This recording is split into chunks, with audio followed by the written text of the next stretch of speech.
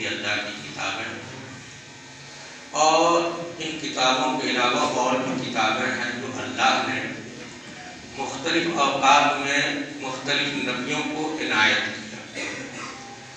باقی کتابیں نبیوں کو یک بارگی یعنی ایک ہی مرتبہ مل گئی، اور نبی کریم صلی اللہ علیہ وسلم کو قرآن مقدس ایک دفعہ ملے، بلکہ پورے 23 سال کے اندر پورے قرآن مقدس کو دیا گیا۔ جب جیسی ضرورت ہوتی تھی اس کے مطابق اللہ کا حکم نازل ہوتا تھا، فرشتہ حضرت جبرائیل علیہ السلام لے کر کے آتے تھے اور نبی پاک کو سنا جاتے تھے۔ نبی پاک صلی اللہ علیہ وسلم اس کو یاد کر لیتے تھے، اس کے بعد صحابہ کرام کو سناتے تھے اور کسی چیز پہ کہتے تھے لکھ لیتے۔ صحابہ کرام اس کو یاد بھی کر لیتے تھے اور لکھ لیتے تھے۔ ابھی کی شکل میں جو قرآن مقدس ہمارے اور آپ کے بیچ میں ہے، یعنی ایک جگہ جمع، یہ حضرت عثمان غنی رضی اللہ تعالی عنہ جو تیسرے خلیفہ ہیں، ان کے زمانے میں ایک جگہ سب کو جمع کیا گیا، اور اس کے اوپر زبر اور زیر جو لکھا ہوا ہے، پیش وغیرہ لکھا ہوا ہے، نقطہ وغیرہ لکھا ہوا ہے، یہ حجاج ابن یوسف نے جو گورنر تھا کوفہ کا، اس کے زمانے میں اس نے یہ کام کروایا تاکہ باہر کے دنیا کے لوگوں کو آسانی سے ہو اور آسانی سے اس کو پڑھ سکے۔ جتنی کتابیں ہیں اللہ کی دی ہوئی، وہ زمانہ جو تھا لکھنے پڑھنے کا نہیں تھا، توریت کا زمانہ ہو، انجیل کا ہو، زبور کا ہو، پورے ملک کے اندر 2-3 آدمی کو لکھنے آتا تھا یا پڑھنے آتا تھا۔ نتیجہ یہ ہوا کہ ان کتابوں کے اندر تحریف کی گئی، اپنے مقصد کے تحت اس میں باتیں ملائی گئی، اور پوری کی پوری کتاب تحریف شدہ ہو گئی۔ لیکن قرآن مقدس جس زمانے میں نازل ہوا، وہ زمانہ تھا، وہ دور تھا لکھنے پڑھنے کا شروع ہو گیا تھا۔ اس زمانے کے اندر ایک بھی حرف کو ادھر سے ادھر کر دینا آسان کام نہیں تھا، ناممکن تھا۔ ایک بھی نقطہ کو، ایک بھی زبر یا زیر کو ادھر سے ادھر کر دیے تو پتہ چل جاتا تھا کہ اس کے اندر ایسے کر دیا گیا ہے۔ جیسے ابھی کے زمانے کے اندر ہے، دنیا کے کسی حصے سے بھی قرآن چھپے، ہر جگہ جہاں پہ یہاں زبر ہے تو وہاں بھی زبر ہی ہوگا، یہاں پیش ہے تو وہاں بھی پیش ہی ہوگا۔ اگر ایک زبر زیر کا فرق ہو جائے گا تو چھپوانے والے کی قرآن مقدس کا کوئی ہدیہ کرائے گا۔ پوری دنیا کے اندر ایک رنگ کا قرآن ہے، ایک سان ہے، زبر زیر پیش نقطہ سب کچھ حرم۔ لیکن ہم توریت، انجیل، زبور وغیرہ کو دیکھتے ہیں تو مختلف جگہوں پہ مختلف باتیں ہیں۔ ایک انجیل ہے، اگر ہم بہار سے اٹھاتے ہیں اور ایک انجیل ہم ساؤتھ انڈیا سے اٹھاتے ہیں، دونوں میں فرق ہوتا ہے۔ اور ایسے ہی اللہ تبارک و تعالیٰ نے ایک انجیل دیا تھا حضرت عیسیٰ علیہ السلام کو، اور ابھی 4 انجیل ہیں جس کو پرفیکٹ مانا جاتا ہے، چاروں میں 4 باتیں ہیں۔ لیکن قرآن میں ایسی بات دنیا کے کسی بھی حصے میں نہیں۔ اسی کو اللہ نے کہا وَإِن كُنتُمْ فِي رَيْبٍ مِّمَّا نَزَّلْنَا عَلَىٰ عَبْدِنَا، اگر تم کو یہ شک ہو کہ یہ کتاب جو ہم نے محمد صلی اللہ علیہ وسلم کو دی ہے، جو آیتیں ہم نے بھیجی ہے، یہ اللہ کا کلام نہیں ہے، اللہ نے نہیں بھیجا، تو تم کو چیلنج کیا جاتا ہے۔ ایک جو قرآن نے کہا ایسی ہی کتاب دے کے دکھا دو، کہیں پہ قرآن نے کہا کہ ایسی ہی سورہ لا کے دکھا دو، کہیں پہ قرآن نے کہا کہ ایسی ہی آیت لا کر کے دکھا دو۔ فَأْتُوا بِسُورَةٍ مِّن مِّثْلِهِ، ایسی ہی ایک سورہ لا کر کے دکھا دو، چھوٹی سورہ ہے، ویسے ہی تو بنا کر کے دکھا دو، اور اکیلے نہیں، وَادْعُوا شُهَدَاءَكُمْ، جو بھی جتنے بھی تمہارے معاون اور مددگار ہو سکے سب کو بلا دو، اور سب مل کر کے ایک چھوٹی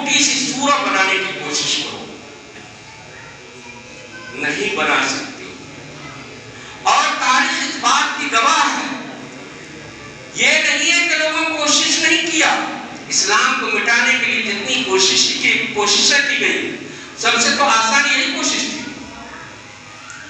بڑے بڑے مدبا زبان کو جمع کیا گیا اور لوگوں نے قرآن کی آیت بنانے کی، سورہ بنانے کی کوشش کی. ایک بہت مشہور واقعہ ہے، متنبی نام کر کے ایک آدمی تھا، بہت ہی فصیح و بلیغ انسان، زبان دانی پہ، عربی دانی پہ اس کو اتنا بڑا فخر حاصل تھا کہ اس کا کوئی ثانی نہیں تھا. ایک مکان کے اندر، روم کے اندر بیٹھا ہو اور قرآن کی آیت کی طرح بنانے کی کوشش کیا. مہینوں لگا، پورا کمرہ کاغذ کے ٹکڑا سے بھرا ہوا نکلا. لکھتا تھا، پھاڑتا تھا کاغذ، لکھتا تھا، پھاڑتا تھا، قرآن سے ملا رہا ہے، مل ہی نہیں رہا ہے. آخر میں مجبور ہو کر کے وہ جب کمرہ سے نکلا مہینوں کے بعد، لوگوں نے دیکھا کہ روم کاغذ ٹکڑوں سے بھرا ہوا ہے، جتنا پر لکھا اس نے، اور اس کے ہاتھ میں ایک پرچی ہے اور اس پہ لکھے ہوا ہے الفیل و ملفیل وما ادراک ملفیل خرطومہ طویل. یہ پڑھ کر کے جو سنایا تو سبھی لوگ ہنسنے لگے. کہیں کیا بات ہوئی؟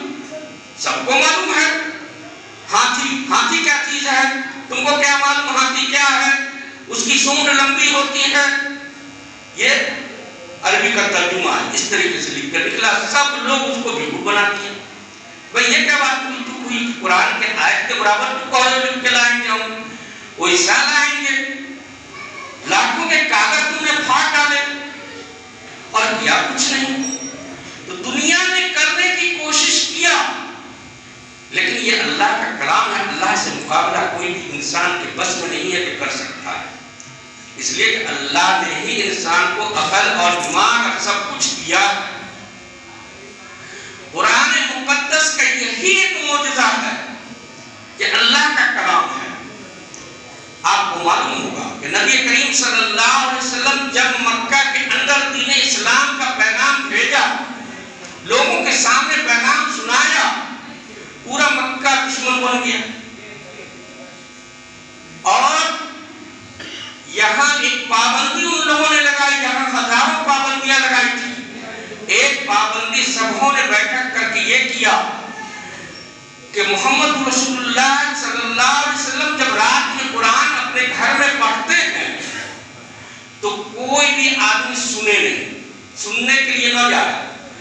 دوسری بات، کہیں بھی اللہ کے نبی یا کوئی مسلمان قرآن کی آیت پڑھے تو کان میں انگلی ڈال لو، سنو مت. نہیں سنو گے تو ان کے اس کا اثر نہیں ہوگا تم پر. سب ہے. اب پیارے نبی صلی اللہ علیہ وسلم کہیں کسی کو کوئی آیت سناتے تھے تو وہ کان میں انگلی ڈال دیتا تھا، سننے کو کوئی تیار نہیں. پورے مکہ کے اندر دو چار آدمی بیٹھا ہوا ہے، وہاں پر جا کے کوئی آیت پڑھی آپ نے، کان میں انگلی ڈال دی. بہت سارے لوگ کان میں انگلی ڈال کے نکلتے تھے.